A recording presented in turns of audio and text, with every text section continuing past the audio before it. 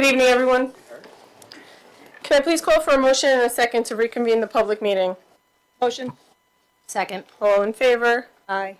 Can we all please stand? Aye. Can we all please stand for the Pledge of Allegiance, followed by a moment of silence for our servicemen and women? I pledge allegiance to the flag of the United States of America and to the republic for which it stands, one nation, under God, indivisible, with liberty and justice for all.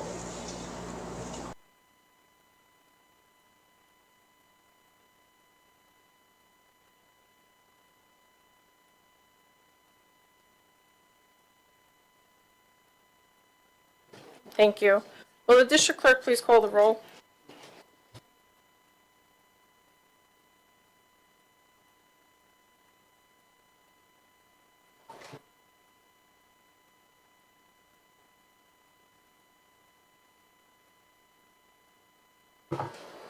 Marisol Mallon, President. Here. April Nateni, Vice President. Present. Anthony Fasano, Board Attorney. Louis Silverman, Legal Counsel. Sarah Parisi, Trustee. Jacqueline DiLorenzo, Trustee. Present. Melissa Torregrossa, Trustee. Present. Dr. Joseph Senamore, Superintendent. Present. Reza Kolahifer. Yay. Christina Poppy. Present. Rob Hauser. Present. Thank you. And we have Mr. Michael Abraham. And Michael as- Abraham, Student Board Member. Student board member. Sorry. Nope, all good, thank you. Can I please have a motion and a second to approve the minutes of the August 19, 2025 meeting? Motion. Second. All in favor? Aye. Aye.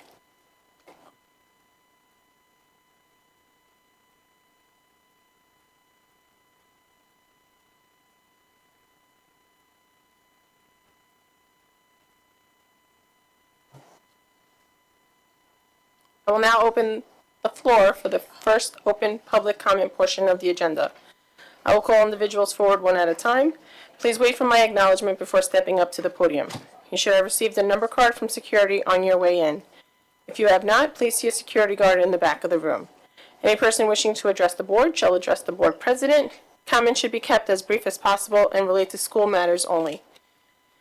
Each person will be limited to 3 minutes for one or more topics. Individual employees, parents, or children should not be identified by name, title, position, grade, or building. The use of foul language and threatening comments will not be tolerated, and the board will consider a recess until order is restored. In accordance with Policy 1230, public comment will not exceed 30 minutes. If there are additional persons wishing to speak, the board may consider a motion to extend the time. Number 1. If you just go to the podium and then just hit the button on the microphone.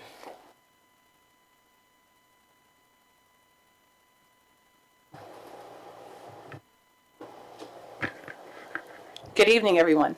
My name is New York State Senator Alexis Wyke, and I'm very proud that I get to represent this district, but it's also my alma mater.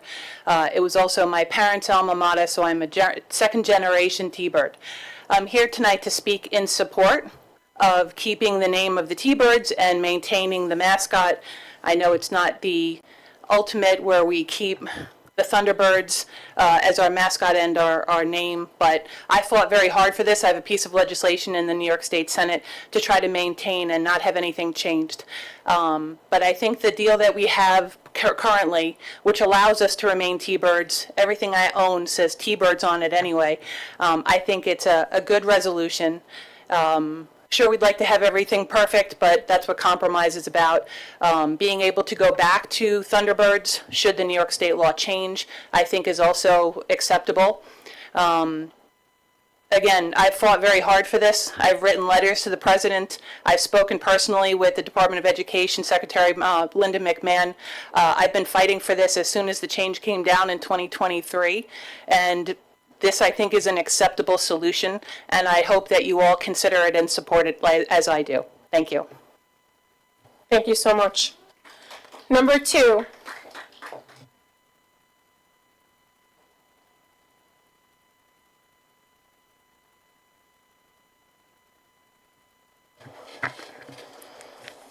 Good evening. I'm going to speak in support of Thunderbirds because the T in T-Birds actually is Thunderbirds. What is a T-Bird? It's a Thunderbird. We've said from the beginning that it was Native American. It has been in all the court documents. It has also been in all of the emails that this board, most of this board, the majority, have understood that it was the derivative of Thunderbird is T-Bird. So to now say that it has no Native American backing is just fraudulent. Also, it's very simple. At the last board meeting, Board President Marisol, you did say that Title VI, you said that the court case, the regulation doesn't violate Title VI. But that's not really true because there is none. If it's legal counsel that told her, then it's clear that the Connecticut's legal counsel is setting the district up for a huge legal exposure because they obviously don't know the law either. And say 60% of the community wants to keep litigating to keep Thunderbirds, and 90% of the speakers at the last meeting said the same. On what basis can now all of you defy that? You guys said that the survey had flaws. What about the emails? Did the emails have flaws? Because I remember that the emails that came in were anonymous. Most of them, a lot of them came in with fraudulent names on them. I can make 20 different emails as well. So how are you guys making sure that you are checking and balancing and making sure that there aren't the same flaws that you state a survey has? Because they have the same flaws. Moving on to something else. There was an issue at the last board meeting where board members had an issue with another board member, and it's clear to the community, at least to me, I know what goes on in executive, and I find it disgraceful that you guys would go against ADA accommodations. Americans with Disabilities Act states very clearly what you're supposed to do as a board member. Why are you guys going against that? A school board member with a hearing disability is entitled to reasonable accommodations to ensure they can fully participate in their duties and responsibilities.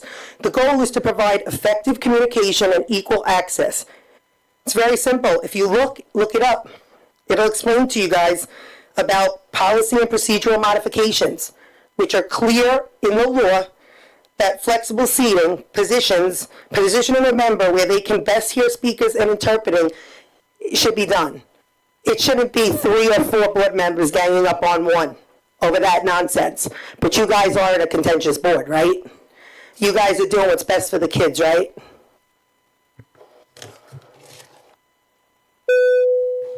Thank you. So there was a misspokenness, I guess, on my part from the Title VI. I'll let Mr. Silverman further explain the clarification on that. Thank you. Thank you, President Mallon.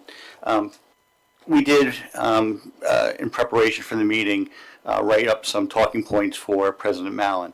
The clarification that we needed to make from what we wrote for Ms. Mallon and what was just asked is that while the court decision has not addressed whether Part 123 violates Title VI, it is our opinion that based on the decisions that there are, that a court would find that Part 123 does not violate Title VI. So with that clarification, I think we can move on from that point. Thank you. And also, there was no violation of anyone's ADA rights that has been discussed and spoken about and settled. Number 3.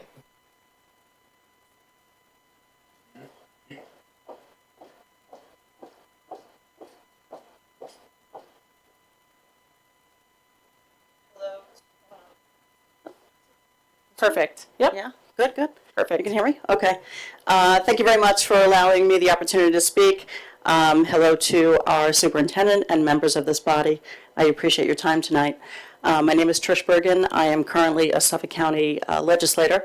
I represent this area, and very much like my very dear friend for many, many years, Alexis Wyke, I am also a graduate of Connecticut, and I am a proud T-Bird. I'm hopeful that this body decides not to spend enormous amounts of money on litigation, because in my capacity, having been a news reporter first, then a town council person, and now a Suffolk County legislator, I have seen so many times where frivolous lawsuits go on, and so much of the taxpayers' money is wasted. We are not a divided community. In fact, here in Connecticut, we are very like-minded. I don't think that there is an offensive term, Thunderbirds. I don't think T-Birds is offensive. I think it's a fictitious character, to my knowledge. I'm fine with T-Bird. In fact, I very proudly say hello to my friends and give a shout out, hey T-Bird, when I see them. I don't even remember ever really using the term Thunderbird. I don't think that this is something that we should all be arguing about. I just am hopeful that you won't, no offense to the lawyers in the room, spend hundreds of thousands of dollars of taxpayers' hard-earned money on this situation. T-Bird seems just fine. If we can eventually go back to Thunderbird, that would be great too. But please don't ever give up the T-Bird logo. I mean, it's it's part of our history. Thank you very much. Thank you. Number 4.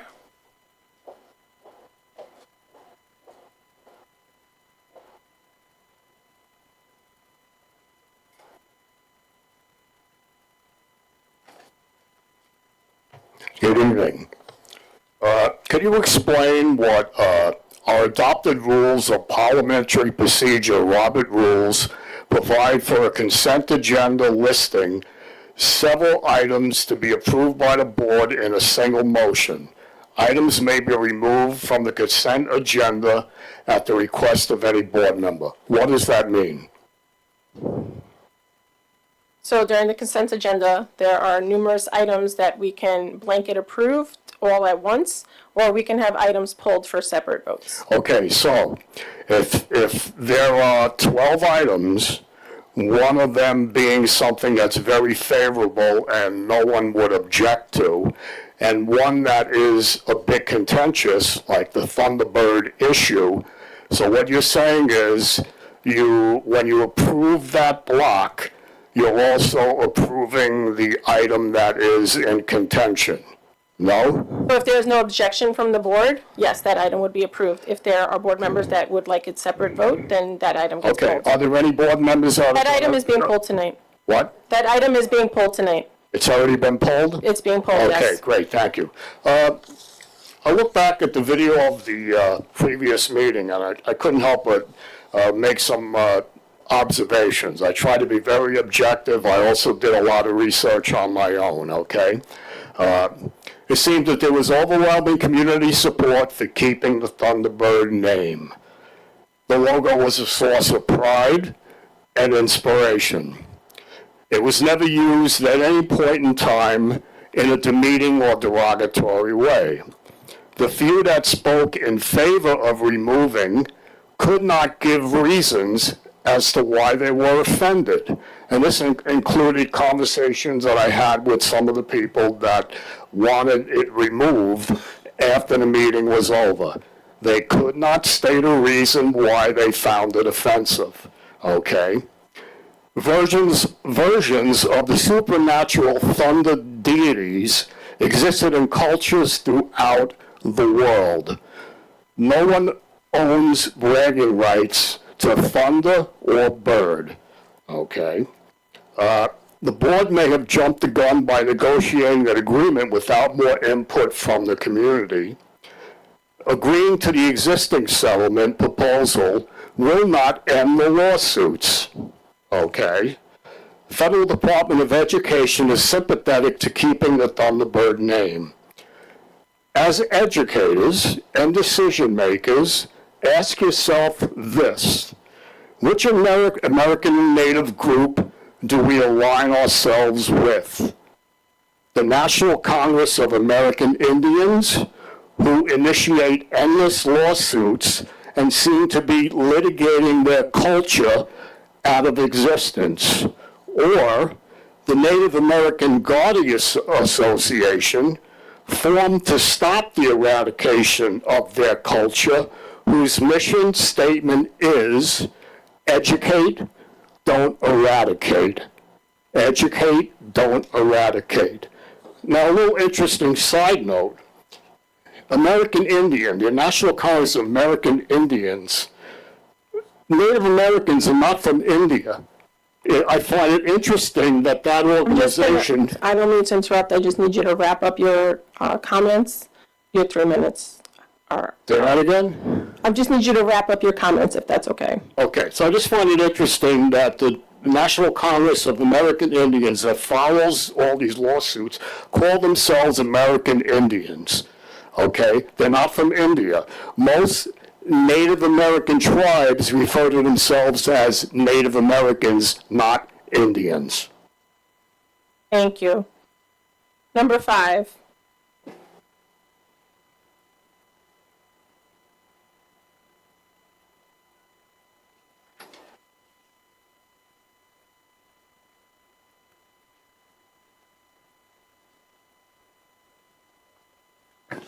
Good evening, everyone.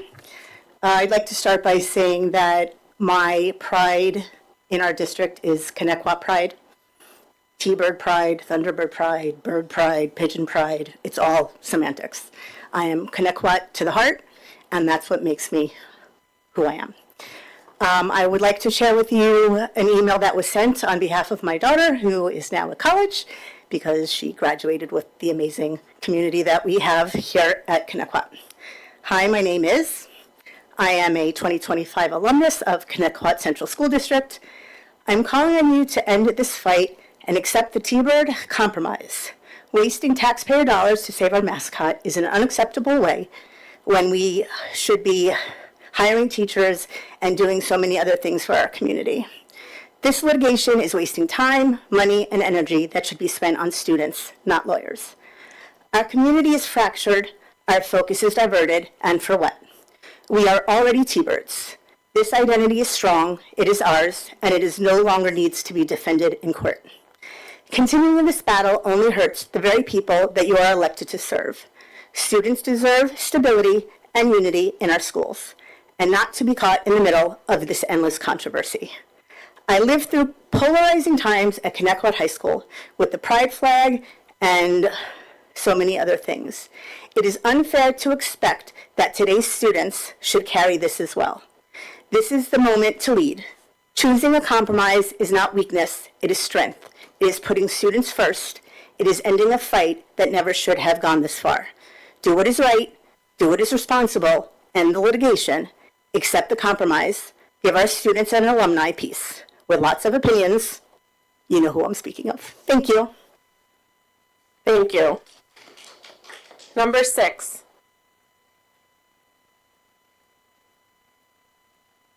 Seven? Nope. Okay. Thank you. Thank you all. Can I please have a motion and a second to approve the first reading for policy 5151, education of homeless children and unaccompanied youth, 5151R, homeless children and unaccompanied youth, 1120 school district records, and 1120R school district records. Michael, did you want to speak before? Yeah, is that fine?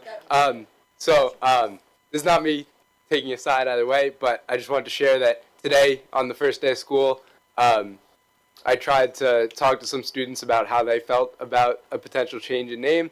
I didn't get around to as many people as I would have liked, but the people that I did speak to, it was very largely the sentiment that they wouldn't mind a change. They liked Thunderbird and they liked T-Bird, but they wouldn't necessarily hate it to change to T-Bird. And some of those people even wouldn't mind what it is at all. They just are more focused, I guess, on the school part, the Connecticut part. Thank you, Michael. Thank you for getting that and sharing with us. Can I please have a motion and a second to approve the first reading for policies 5151, education of homeless children and unaccompanied youth, 5151R, homeless children and unaccompanied youth, 1120 school district records, 1120R school district records, and 5580 vending machines. Motion. Second. Does anybody have any questions on those? All in favor? Aye. Aye. Can I have a motion and a second to approve the second reading for policy 0155R, student harassment and bullying prevention and intervention regulation, 5150 school admissions, policy 5100 attendance, Policy 5100R, attendance, and 8133, extreme heat condition days. Motion. Second. Does anyone have any questions on those? Yes, I do. I actually have questions for two of them. The first one I want to ask about is 5150. Let's see, the one about school admissions. And it's kind of with an item on the consent agenda. I just have to ask because about the consistency, so I'm going to just bring that forward too. It's the number 12 on the consent agenda, the Springbrook, the education services contract. My question about this, just maybe if it could be clarified, our policy states. Sorry, it's consent agenda 8, right? That's the I'm Springbrook? sorry, yes, 8, number 8, the Springbrook one. And the policy reads, the district shall provide a public education to all persons between the ages of 5 and 21 who have not received a high school diploma and are entitled to school. But then we have the Springbrook agreement under tuition, and it states, Springbrook shall be entitled to recover tuition and maintenance for each student receiving services pursuant to this agreement in accordance with the tuition rate established by the Commissioner of Education and maintenance rate established by the Commissioner of Social Services until age 22. So there's two different ages there. So which one is it? Am I, just if somebody can clarify that.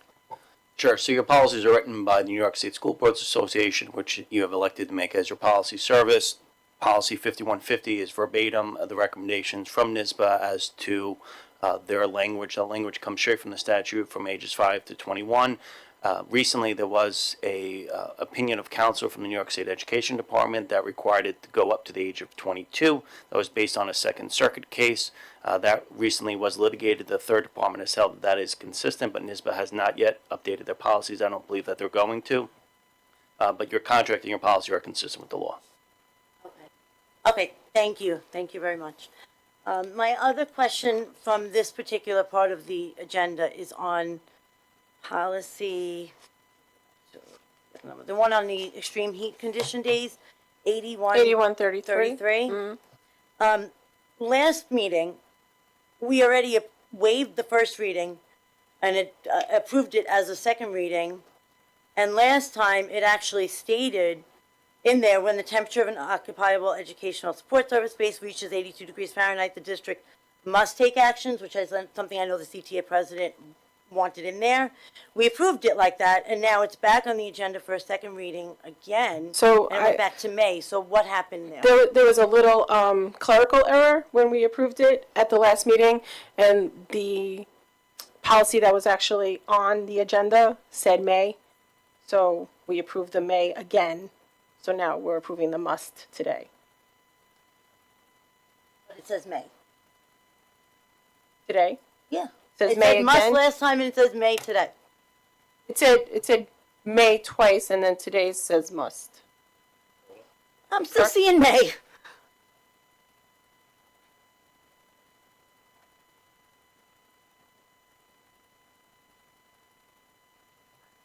Actually, you are very correct. What do we do in this case?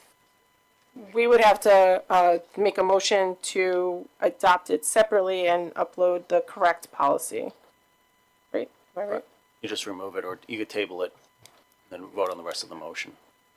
Are we up against a deadline with this though? No, you've already updated the policy, but I believe that this change was a request from another organization, so I believe that it was an honest So mistake. we could just table it. Yeah. Sorry, we could just table it for the next meeting. Is it possible to correct it and upload the correct one right now? If we have a copy of it.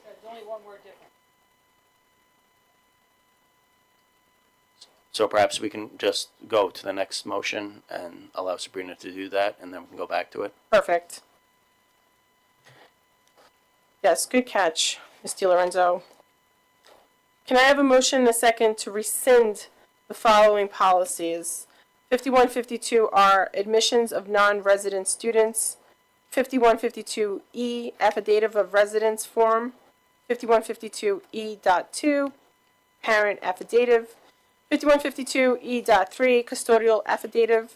5152E.4, request for home visit form, and 5152E.5, non-resident tuition contract form. Motion. Second. Any questions? Yeah, I think, just for the public anyway, because there are a lot of policies here that we're taking out, the 6 of them, all about, residents and everything. If we can give the public, a reason why, so all of these as a bulk are being removed, is that possible? Sure, I'm happy to do that. Last year, the board entered into an assurance of discontinuance with the Office of the Attorney General relating to its registration practices. Part of that assurance of discontinuance, there was a number of changes that had to be made with regard to your registration documents. Those changes were made. The board policies, as they were reflected now, do not reflect the current changes that were made by the OAG's office. So all we're doing is removing it. There's no requirement that your registration documents have to be posted as a board policy. They are already posted online in the correct format. So you're just simply removing it as board policy, but all of your correct forms are already posted online. Thank you, I appreciate that. Perfect, thank you. All in favor? Aye. Aye. So we are unable to upload the She's 81. doing it now, because she just had to stop that to upload it. She didn't want to do Oh. that, but it's fine.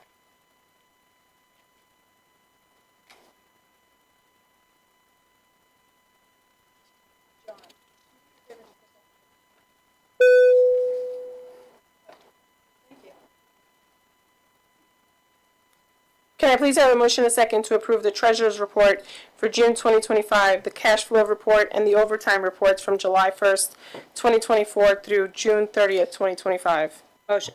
Second. Any questions? All in favor? Aye. Aye. Can I call for a motion and a second to approve the instructional and non-instructional personnel items as presented? Motion. Second. Any questions? All in favor? Aye. Aye.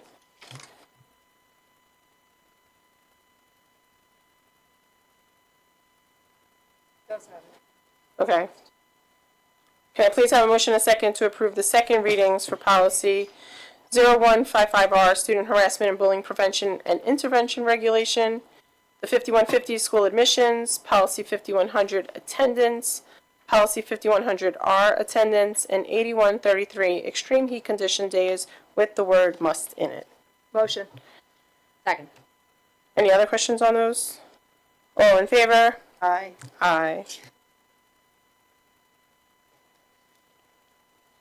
Can I please call for a motion and a second to approve items 2 through 11 and number 13 from the consent agenda? Motion. Second. Any questions on those? All in favor? Aye. Aye. Can I please have a motion and a second to approve item number 12 from the consent agenda? Motion. Second. Does anybody have any questions on that? Yeah, I'm just going to speak. Go ahead. I just would like everybody to know this has not been an easy decision for me to make. I'm a lifelong T-Bird. I grew up here. All my kids, nieces, nephews went here, and some still attend Connecticut. We all played sports and participated in clubs and activities. I've weighed out everything, my fiscal responsibility, community and student feedback, and regardless of the numbers, I still feel someone will feel lost no matter what I decide. Many of the teachers I had while attending Connecticut reached out to me during these last weeks. They reminded me that shortening a name does not erase history. Nothing erases history. And all the memories I and other community members have made at Connecticut, we will always have them. Our community is proud. We will and should always be proud to be part of this district, regardless of the Mascot name. I feel we are more fortunate than others, the other 10 to 12 school districts that were impacted by the name change across Long Island. We get to keep our nickname, our logo, our mascot. Once a T-Bird, always a T-Bird. I'm a yes to accept the settlement, but I'm requesting we hold off on any work until last minute to see if Part 123 is overturned. I wouldn't want to see the district use funds that can be used towards education instead of changing a name. Thank you. Thank you, April. Ms. Iantelli, well said. Anybody else? So, I still have an issue with the fact that the meeting was held on the 28th. I believe it could have been held tonight, and we could have done a special meeting for a vote. Having said that, I've spoken to just shy of 200 people over the past week, and 173 came back with we should go for Thunderbird. And it was difficult because I'm not sure at the end of the day what the reading was for the emails. Is there anyone that can address that? I kept track. So, again, I only did, and I feel the same way about the emails I did about the survey, right? There's no way to tell who's behind the computer. There's no way to tell who lives here. So everyone was counted that came in, even some that, like, we know the names, people don't live here. So, of that, I got 13 of them I put as unclear because they used like Thunderbird and didn't say take settlement, keep litigating, Thunderbird, T-Bird interchangeably. 79% of them said to continue litigating, which was 39.9%, and then 106 said to take the settlement, which ended up being 53.5%. If you factor in the unclear ones, I didn't count those into the number. And then also the public comment portion, it was 18 that night that said to continue litigating, 12 that said to take the settlement that ended up going up there, and then one that was like kind of just, I'm not really sure what direction it was going. And when you add those together, there was more that came through in the email as far as taking the settlement. And for the record, I know that the first one said 60%. That question, again, was keep litigating for Thunderbird or something entirely different. So this is only factoring the emails from like this round. I didn't go backwards because we hadn't made it clear at that point that this was an option. And I will share this with everybody's, like I have no issue sharing what I have so you can check. So I want to say to the public, I've had a couple of emails critiquing things that I've said at the last meeting. I want to clarify it. I do believe that it's, personally, and I've said this, that it's not necessarily the fight you can win, it's the fight that should be fought. Having said that, I reiterate, I represent the majority of this community. And doing my own homework, also including what Melissa did, you guys will hear my vote. And I really stand by it. I've also done some homework on how they came about opposing the Mascot. And it was experimental at best. And at the end of all of this, it said 80% of the students that were asked if they were offended, Native American children, were asked, and kids were asked if they were offended by this Mascot. The answer was categorically no. Okay. I believe that we can do the right thing if we do continue to fight for this. Do the right thing and incorporate learning about specific to Connecticut, about who lived on this land and who still lives on this land. Not just a kind of stage production of learning about Native Americans in 4th or 5th grade. I think it should be something that we could really take to heart and incorporate within the curriculum. That's where I stand on this. At first I have to say, Sarah, I agree with you about incorporating it. I agree with a lot of what you were saying. I also did keep track, and I know a lot of things are left up to interpretation. I had more of an even split with these latest emails. I did not count the people that emailed twice, or the people that emailed, say, under a maiden name and then a married name. It's the same person. So I didn't count those. I counted that as one person, but nevertheless, I put them in there where they belong. I had more of a 95 to does not support the settlement to a 92 supports the settlement. But that's, again, it's tough because, yeah, it's how you're interpreting how people speak, what they write. But the thing is, even still, that's pretty close to even, number one. Number two, you have to still factor in the previous surveys, flaws and all, and the trend that these surveys have provided, that it's always been between 60 and 70%. And we cannot discount what was said at the meeting on Thursday, that it was overwhelmingly in support of the Thunderbird. So my interpretation as somebody who represents the district, the taxpayers, the students, and the staff, much of our staff lives in Connecticut. Many of them graduated Connecticut. They're all T-Birds, Thunderbirds. I am speaking in support of them, and that in my interpretation, there is a clear majority that wants us to keep litigating. Now, that is my community perspective, and also as a board member. But when I look at the other side of this, the legal part of this, and I'm not a lawyer, but I have tremendous concerns with the Title VI violations. I have concerns also with the fact that within the agreement, which is on the agenda, anybody could see it, it states that we are now claiming, let me go back a little. First, we had stated to the courts that T-Bird, Thunderbird, it was all the same thing. We were told you could not use T-Bird or any derivative of Thunderbird because it all is Native American. You cannot use it. Now they go back, and we confirmed that as a board. For us to now go back and sign something that is the complete opposite and saying, oh, no, T-Bird is not Native American. I have deep concerns as a board, representatives of this community with the, I guess, flip-flopping, the inconsistency there. We're stating one thing a while ago because that's what we were doing. Now, all of a sudden, the state's saying, oh, well, you can do this, but you have to say that. It's not Native American. Oh, all right. Well, I have deep concerns about that. I try to stay consistent with my beliefs. I try to stay consistent with how I interpret things. So I have concerns about that. I have concerns about, within that, about misrepresenting T-Bird. If it actually is Native American, I am concerned with the, misrepresentation of that to the Native American community. But were we to change what that means on a piece of paper, if it's Native American, it is Native American. Let's honor them. So I have concerns about that. I also have concerns that the settlement includes the name of a prior board member who is not on the board anymore and not able to, we're speaking for her.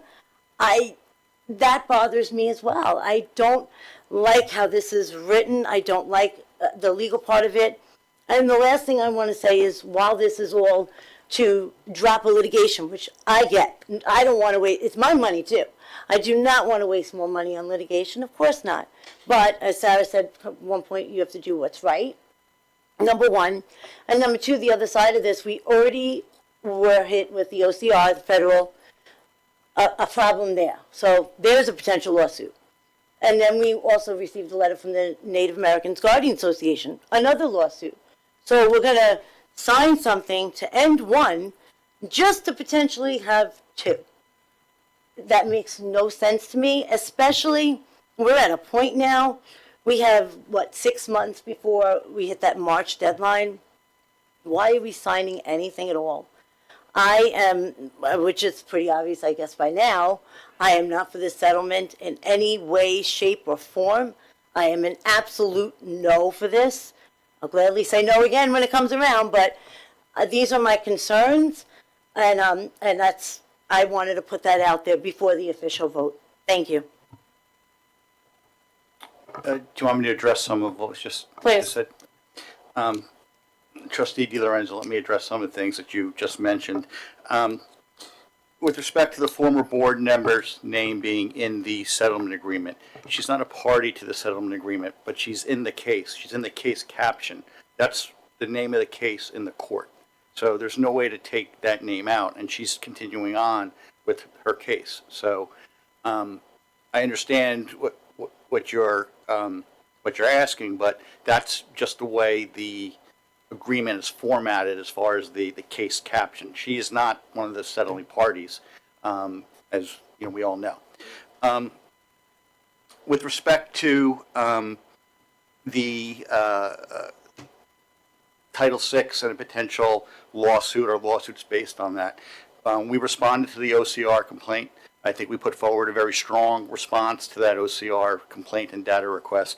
As I've said previously, it's our opinion that this settlement does not violate Title VI. I don't know if there's going to be future litigation, but based on my knowledge of Title VI, the law, and the existing cases, that's our opinion. With respect to the comment about the T-birds not being Native American originated, what we said in the settlement agreement is that, and I don't have it in front of me right now, do you have the agreement? Basically what it says is that to our knowledge and information, it was never associated with Native American imagery.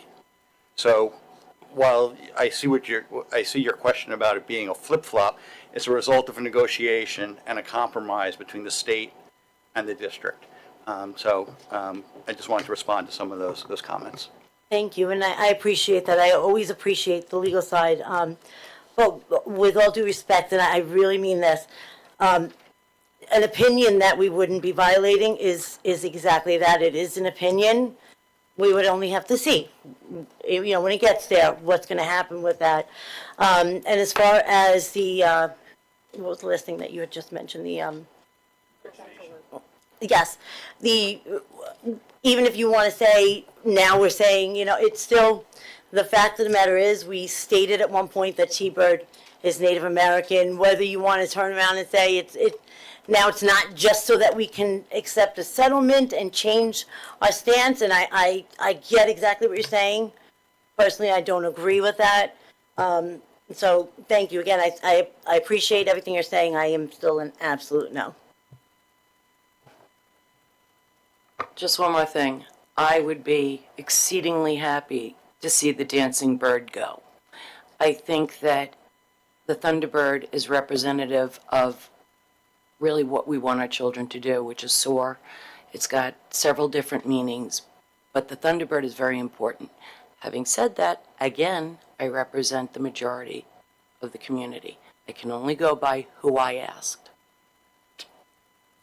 And I'm sorry, I'm ready to just add one more thing, just to clarify in case there's any confusion. I absolutely, if we went through this, we went all the way to March without signing this settlement agreement, and it turned out that we can keep T-bird, that would be the thing to keep. I absolutely agree. That is the next best thing because it means Thunderbird. And in the end, whatever happens with the settlement, when people say years from now, oh, T-bird, what does the T stand for? It stands for Thunderbird. So it seems kind of, we're signing something, but yet we are still Thunderbird. And to go this route and putting this on paper, opening us up to 2 more litigations, I just do not agree with it. And you know what? I can see the way this is going. I actually hope I'm wrong. I'm hoping that it doesn't come to that. I don't want to waste taxpayer money, but I have to do, in my opinion, what's right for the community and stand up for the people where the majority have clearly spoken out. No matter how you look at it, the trend, they want us to keep fighting for Thunderbird. I want to reiterate a point I said earlier, too, is like my understanding was we can say that T-bird stands for anything. The indigenous people don't recognize T-bird as something. So despite the fact that we are Thunderbird and we use it interchangeably with T-bird, and the reason that we're not flip-flopping, we've always used T-bird. Like, we have consistently used it. Technically, we're not the governing body that's flip-flopping on the decision. We've always said the same thing. Now, we could say we equate the water bottle with the Thunderbird, right? It doesn't mean that's what they recognize. And we had a community member speak at the last meeting who is a member of Native American community who said, I'm happy with a compromise. I just don't want that word. And again, I will share with you what I have. It wasn't a massive percentage, I'll agree with you there. It was close through the emails, but I also removed any duplicates. I got rid of people I know tried to send from 2 emails using a maiden name and their married name, like I'm on to you, like I did that. So I am more than happy to just share it because I'm interested too to see. I moved them all to their own folder to make sure it was pretty spot on. I know that it's been the whole mind made up thing. Like, for the record, my mind was not made anywhere. Like, this is not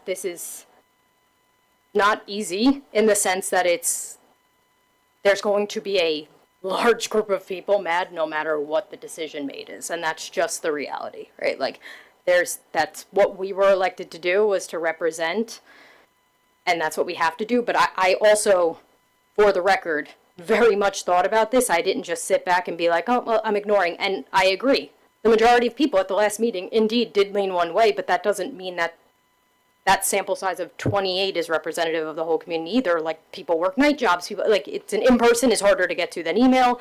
So there's just so many, like, we could nitpick back and forth is my point about, like, this is why that survey was invalid. These are why these emails, this one emailed 3 times from maiden, current, and new married name.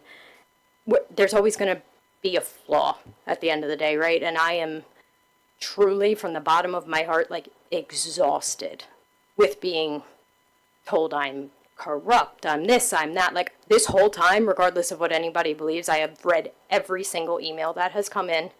I have paid attention to what everyone has said. If things were brought forward, I looked at them. I did look into NAGA. We have had conversations before. We didn't approve people for professional development because of social media posts. There is a lot of concerning social media posts on the board members of NAGA that, like, are intense, and then you got to look at that, like, right, because we said we weren't okay with it on one side, we got to be not okay with it on the other, being representative of something. There's just, we could go on with this until March of 29 if we wanted, because I don't know that we're ever going to get 100% agreement, but it does feel from this round of emails where it was clear that it was either T-Bird, settlement, Thunderbird, litigate, like, this one turned out different from the first round, which was either litigate or something entirely different. Same. So I feel like we're just been beating this dead bird to a pulp. Yes, the dead bird. So I too have listened to every community member. I have read every email. I have seen every Facebook post from those that don't have me blocked. I have read every comment. I put a lot of thought into this. I've always tried to do the will of the community. The community wanted to litigate. I was one of the third votes to keep the litigation going.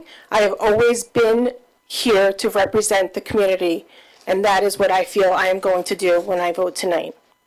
With that said, we're going to start the roll call vote. Ms. Inatelli. I'm a yes to settle. Ms. Torregrossa. Yes. Ms. DiLorenzo. No. Ms. Parisi. And I am a yes to settle.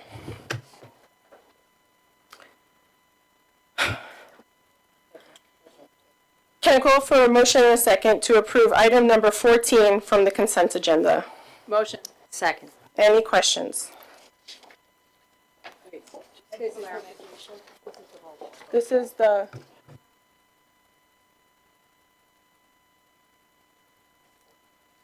Did I get the motion and the second? Yes. Yes. Any questions on that? And we'll do a roll call vote. Ms. Inatelli? Yes. Ms. Torregrossa? Yes. Ms. DiLorenzo? Yes.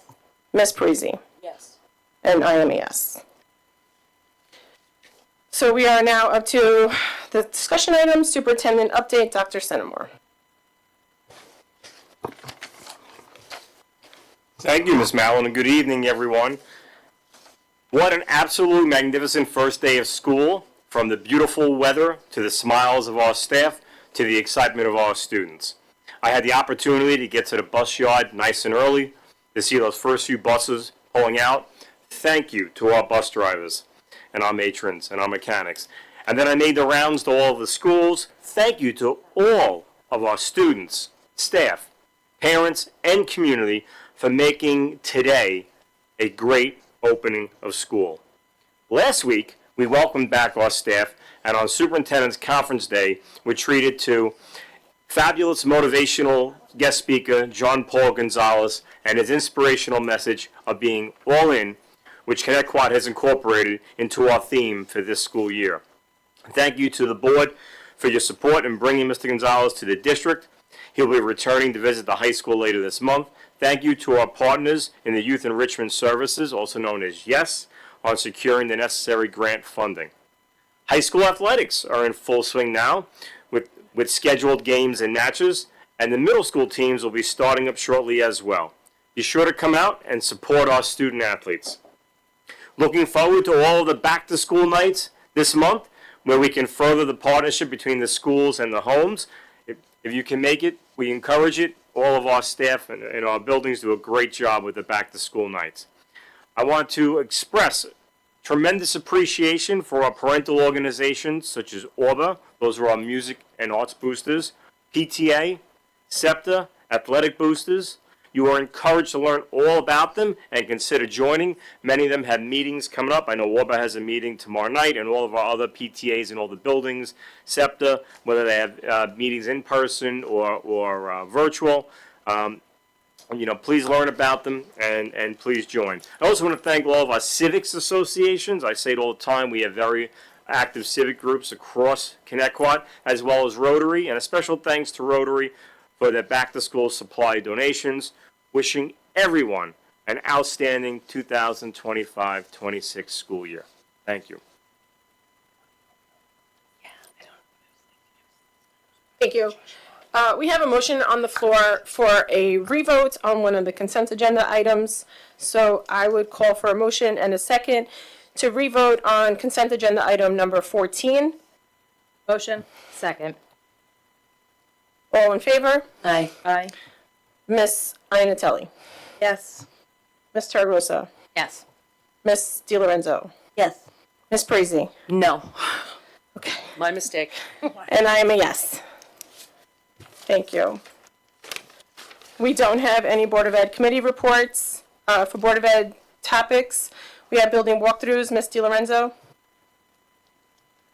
Building walkthroughs, something I love to do. Thank you, Mr. Allen, for taking us. I know you went a number of times with different board members, and I just have to say to our buildings and grounds, these people that are there all summer long while, kids are home, everybody's home, they're there working nonstop to make those buildings beautiful and shiny. The playgrounds look great. And one of the things that I have to share that I see, because of course, you go to open house, you're going to see it. They do a wonderful, fantastic job.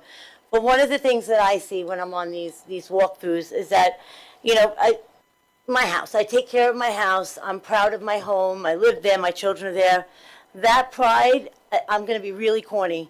Mr. Allen, you have that pride. It's like the pride that they take, him and Brandon, in these buildings, it is their home. They don't just simply, fix a wall, get a new playground. They care. And, that is to me, that is half of the job of making sure these buildings are ready for our children and our staff, is the care that they put into this. And I know they did a number of walkthroughs, repeated themselves however many times for whoever was there, willing to answer any question, even if it was asked a million times. So I want to thank you, and please relay that to him. Thank you so much, and I'm very proud of that pride comes through, and the care, because it does. It comes through in our building. So thank you. Great job. I totally appreciated that. I will echo every single word said. The pride, that's a great term, is evident, and the buildings look amazing, and you guys do a great job. I agree 110%. Same, and also to the teachers. So we got to go into a few classrooms too, and I said it more than once, just like the attention to detail, especially in some of those kindergarten classrooms and stuff I would never even think about that would be so helpful to have in a classroom. It was exciting. I was excited while we were walking through, and any question you ask John or Brandon about anything, there is no I'll get back to you. They know the answer in the moment, down to when the exact date and time stamp the roof was last done. It's insane. And again, echoing everything that Jackie said, our buildings and grounds are custodial. The work doesn't go unnoticed, especially during those walkthroughs. It's phenomenal. Thank you. District calendar, Ms. DiLorenzo. Yes, I just wanted to ask, and I'm going to kind of add the website, a question about the website too to this, just because it's, it's all on the website. But first, the calendar. And I know this is an issue, a parent had emailed and I saw a question about this printing it. And when I have to say, and nothing to anybody, when I went to go look at it today at how it prints and that list, so I just think, and I know this is something that we're working on, but maybe just to put it out there in Connecticut land that what we're doing to make sure the calendar does become printable, so it's easy for parents to do so. And even I think in the past we've had it where if somebody doesn't want to print it, we can print it here at central office, and somebody can come pick it up to make it definitely look like a calendar, not just a list of events. So what are we doing to fix that? And then I have a few other questions. Absolutely. So our new website is hosted by Smart Sites. They are currently working on the technical issue. We have Syntax, our public relations firm. They're in the process of putting a PDF of the calendar, and we're hoping within a couple of days, maybe tomorrow, but within a couple of days, that at a minimum, the PDF will be up on the website, so it'll be print friendly as Smart Sites works on the technical component of it. Appreciate everybody's patience and apologies for that. Thank you. And a question, since you mentioned a PDF, because I know a PDF usually don't edit, but I guess if things come up, you'll just re-upload the PDF so that new events are added, whatever it might be. Yeah, obviously we'll update as necessary. We're hoping Smart Sites is able to address the technical component for the website, but yes. Thank you. The other one thing that I wanted to share about the calendars, which is, it'll wind up being on the print version, but I did notice all the school calendars, and I really only looked at September because, well, we're in September.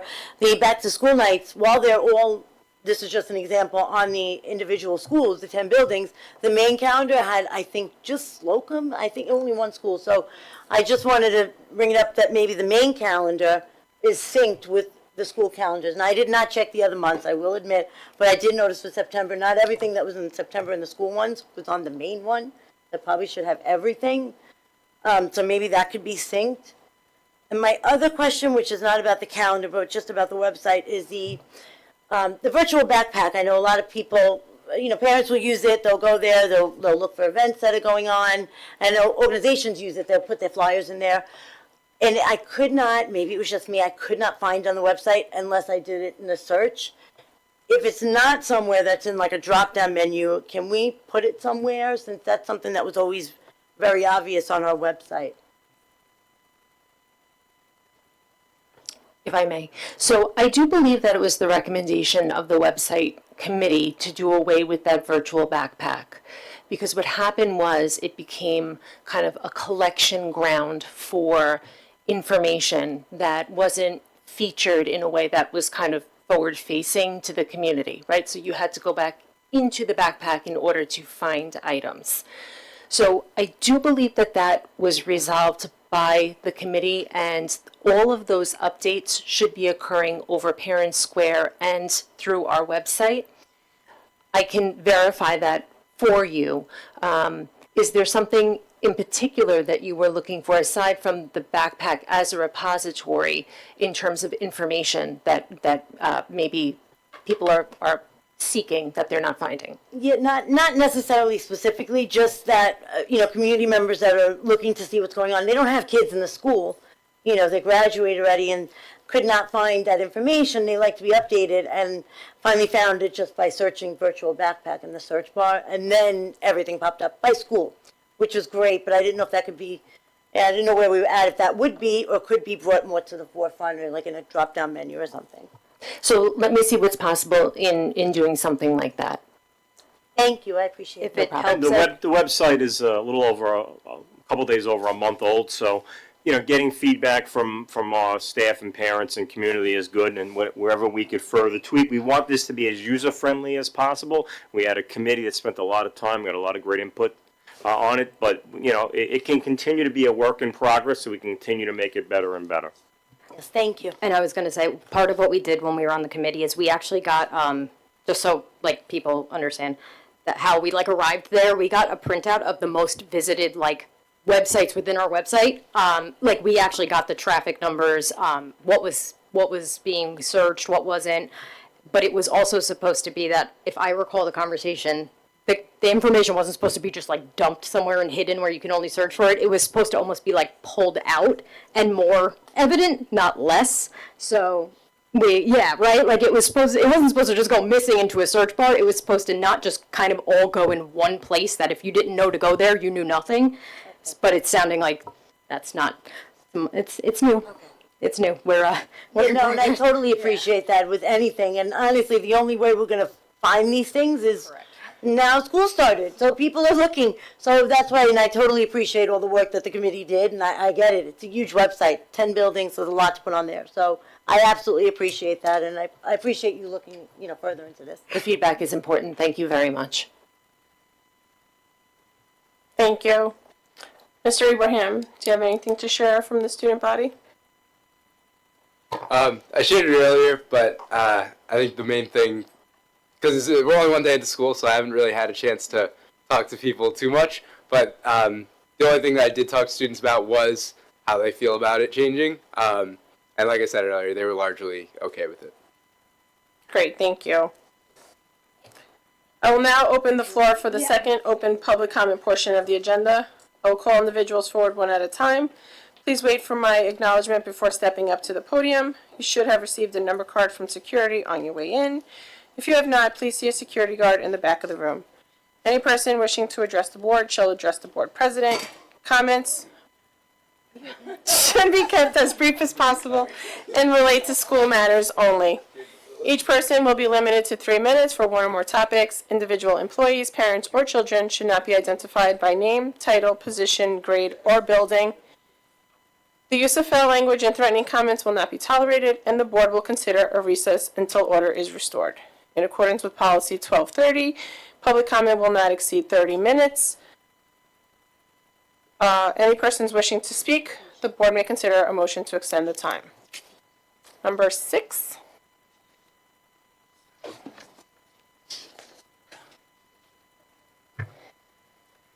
All right, so there was lying at the last public meeting. The legal team misspoke.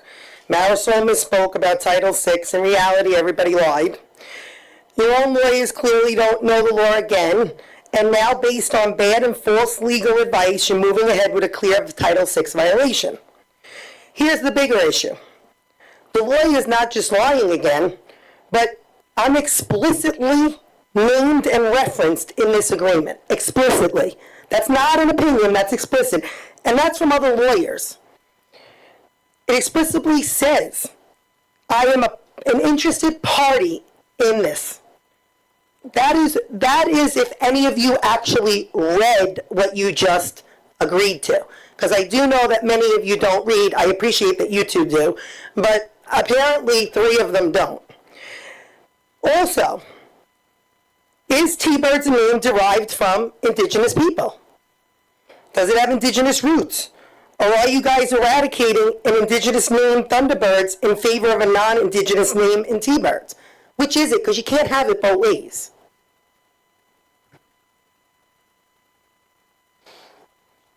Thank you. Number 7.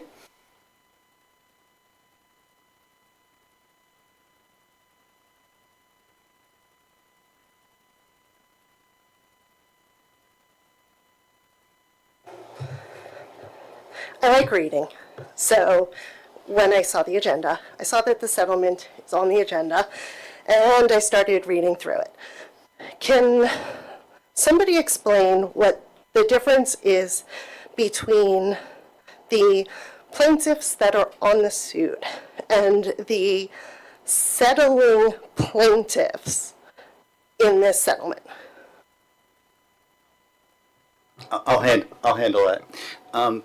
So when the case was first started, it was the district and the individual board member. Those are the plaintiffs. When you do a normal settlement agreement, it says plaintiffs agree to dismiss the case, and it goes through all the terms. We couldn't say all the plaintiffs because one plaintiff is not settling. So what we did when we drafted this agreement is we said the settling plaintiffs, which is the district, to differentiate that from the plaintiff that's continuing on. Does that make sense? Yeah, it makes total sense to me. Okay. Thank you. Thank you. Number 8.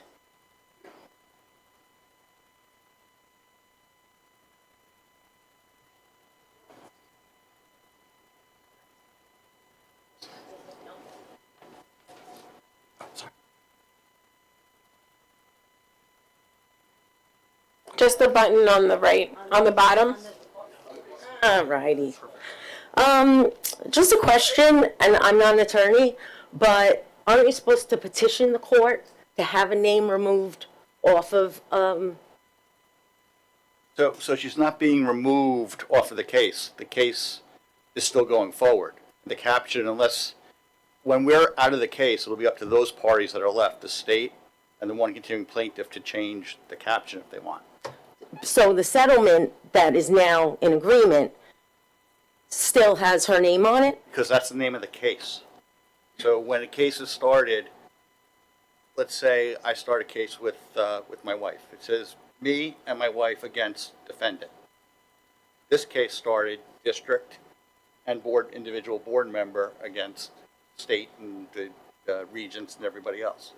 So that's in the court records, that's the name of the case. So that person doesn't get like a say in the settlement? So you can name anybody in the settlement, No, pretty it's much? It's just what was in the case to begin with. You couldn't add somebody new. Okay, interesting. Thanks. Number 9.